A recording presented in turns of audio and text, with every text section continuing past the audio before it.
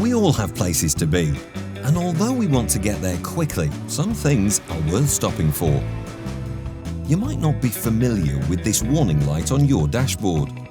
It's for the Tyre Pressure Monitoring System, or TPMS for short. Is it safe to drive with the tyre pressure light illuminated? Well, no. You might not think anything is wrong, but when the light comes on, it's worth paying attention. Why? Because your TPMS is actually the last resort. But if you see the light, don't panic. Drive cautiously and pull over at the first possible garage or service station. Check all your tyres' pressures and inflate them to the recommended setting. After you've done this and the pressures are correct, the system might reset and turn off the warning light.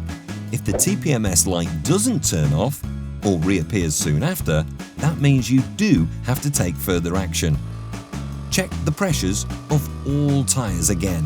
If one or more are low, you may have a slow puncture. Visit a tyre professional to get them checked out and repaired or replaced.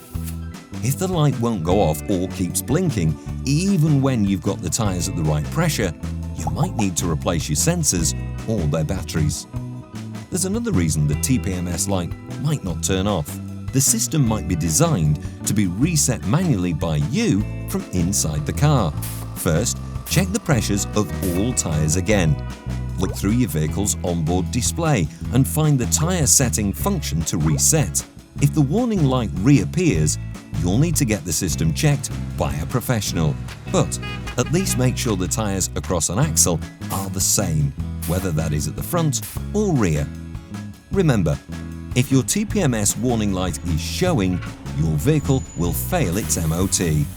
Don't ignore the issue, get it fixed. Get home safe. Save tyres, save lives.